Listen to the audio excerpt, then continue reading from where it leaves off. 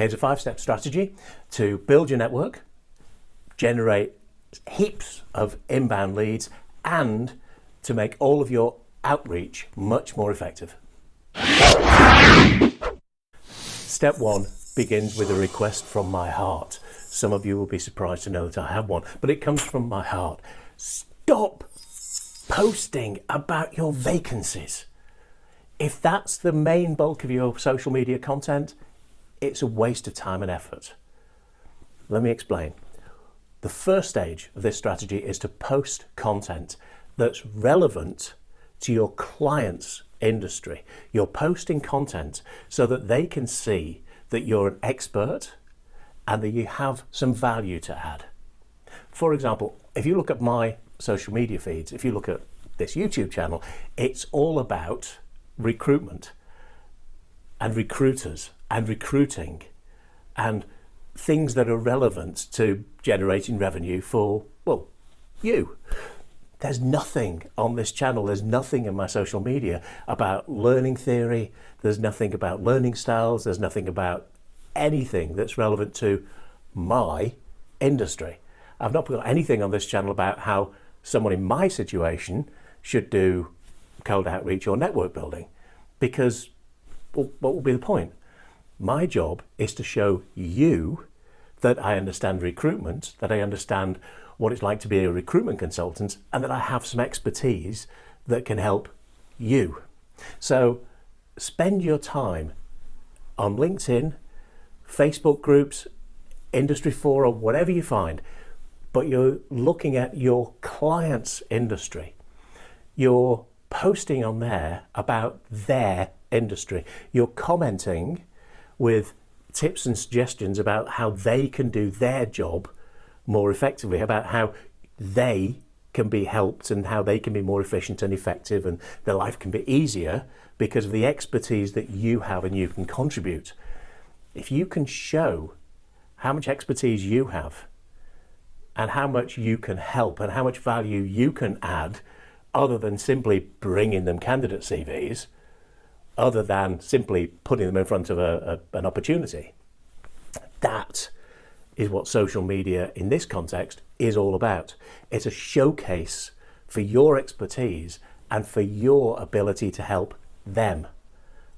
Now, I'm not suggesting that you don't post job ads occasionally. Absolutely.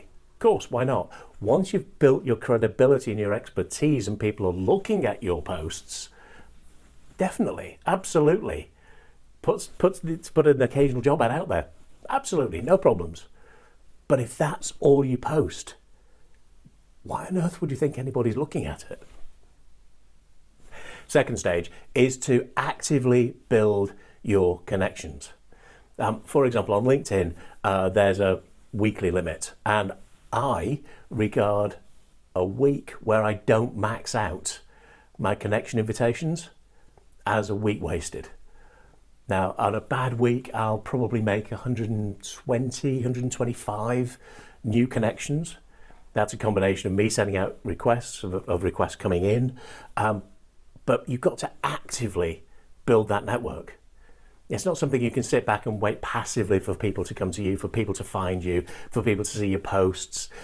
The horrifying thing is that at most, LinkedIn is going to show your posts and your content to no more than 5% of your network. Your most successful posts will only go to 5% of your network. So if you've got a post that's going out and it's hitting 2, 3 people, that's probably why. If you've got a post that's going out and it's really bowling along, it's probably because LinkedIn is introducing it to people outside your network, and that's where the new connection requests come into you. But if you're not actively building your network, it just won't grow as dynamically as it could do. You should be looking every single day for people to connect with. And once you've connected with them, once they've accepted your connection request, immediately engage with them. Go back with a thank you, go back with an I appreciate you connecting, go back with something that they can join, or something that they can download, or something that you can do to help them. Not a pitch, not a request for a CV, nothing like that, but just connect with them and add a little bit of value. Be human. So, for example, I personally don't use automation for connection requests. I like to choose who I'm connecting with, and I also like my thank yous, the first contact after the connection request, to obviously come from a human being, because it's much more effective if you treat people like human beings rather than baked beans. It's just a simple thing, but I've got a lot of automations, and I'll talk about those in a second. But the actual connections and that first communication with somebody, that's me. That's not automated, that's me talking to them as a person. And I personally find that really important. But the second stage of this process is actively, every single day, every week, build your connection network. Because if you don't, it won't be there when you need it. Stage 3 is emails and DMs. Now, there's a lot of stuff on LinkedIn, Facebook groups, all sorts around the place about automations and how annoying it is to get these spam DMs from people. And I agree with that. It is really annoying when you get something that obviously has no relevance to you. It's obviously gone out to everybody and it's badly mail merged. But the thing is, if you get a professionally done automated DM sequence, you won't actually know that it's automated, because simply putting together a mail merge of your contacts, there's probably thousands of bits of software. There's certainly a couple of hundred that I'm aware of. That's not difficult. We've been able to do that for years now. But making your contacts, making your emails personal, making them relevant, making them so that they're not obviously mail merge generic contacts, that takes some skill, it takes some patience, it takes a lot of thought and preparation. If you expect to slam together a DM that's going to go out to 100, 1,000 people, and to make it relevant to all of them, and you think you can just dash it off in 5 minutes, well, go you. I've been doing this a long time and I can't. It will take me a couple of hours to get a really good first draft together. I'll then come back to it 2 or 3 days later and review it, because I've got to find a way of making all of the language relevant to all of the people that I'm going to be sending it to. Now, the obvious question is, well, hang on, Stephen, why don't you just write to them all individually if you're going to put all that time into it? Well, it takes me a couple of hours to write an email, and then I have to review it and proof it and check it. How long would it take to write 500 or 1,000 genuinely individualized DMs? A hell of a lot more than that. So it's about efficiency, but it's about doing it right. Likewise with emails. Once you have your connections and you've requested permission to contact them, you can then do the same with emails. But we all hate getting those generic spammy emails. Here's the secret. Most people sit down and they write a DM. They sit down and they write an email. What you should be doing is writing a sequence. And that sequence should take them from where they are to where they need to be in order to do what it is that you want them to do. Engage with you, come back with some details, book a meeting, whatever it might be. So you've got to take them from where they are to where they want to be. And in order to do that, there'll be certain things that they need to know, understand. There'll be certain things they have to do. There'll be certain things they have to get their heads around in order to properly engage with you. And if you can give them that information through the course of your sequence, if you can engage people through an email sequence, which might be 3, 5, 7, one of my email sequences is 14 emails long, possibly a bit too long. I'd like to get it down into single figures, but it does the job at the moment. So just writing an email is, it's better than not, but it's not really the point. The point is to help your prospect, whether it's a potential candidate or a potential client, go through the sequence. What is it that they need to know, believe, understand, be aware of, in order for them to go on that journey, to go from where they are to where you want them to be, so that they can engage with you. Sequences of emails, not a single contact. You're going to have very limited success with just one shot. That golden bullet, that legendary silver bullet that gives you the answer to everything. You know, Stephen, how should I phrase this email? Well, I would phrase it as part of a sequence of emails. I would phrase it as part of a sequence of DMs, because there's certain things they need to know, believe, understand, be aware of, so that they can work with you, so they can go from where they are to where you want them to be. And that's what the email sequences or the DM sequences are designed to achieve. On that theme, by the way, please don't send out CVs, don't send out pitches, don't send out any of that until you've actually got somebody engaged. Because until they're actually engaged with you, until they're at least opening your DMs and your emails, what's the point of spamming out CVs, of spamming out invitations, of spamming out? It just doesn't make any sense. So hold back. Build a list of engaged contacts that you can then present your CVs or your pitch or whatever it may be to. So be a bit patient, hold back. You know, just hold back a little bit. This stage, by the way, is where the inbound leads come from. Because when you're telling people things that they need to know, believe, understand, be aware of, it's going to pop ideas into their heads, and they'll come back to you with questions. They'll come back to you with, well, how would you do this? Or what do you think about that? Or what would you suggest here?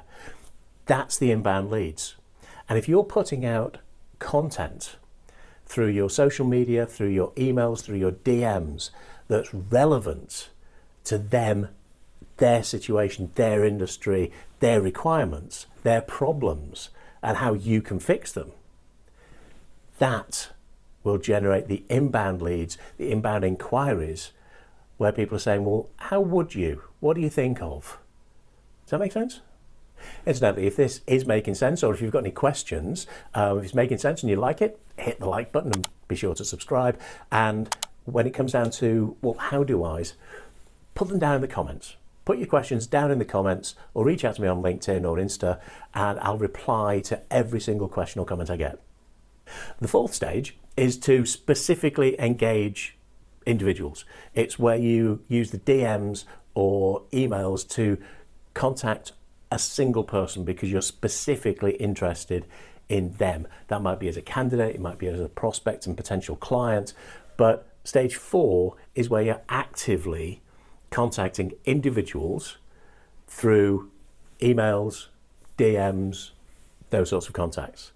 And there is where you can begin to make your case. It's where you can begin to make candidates aware of the opportunities that you've got. It's where you can begin to make potential clients aware of what you've done for other people and how you've done it, because then you can frame the conversation and begin to present your value and how you can add value to people. So again, that fourth stage, it's not instead of the email sequences, it's as well as.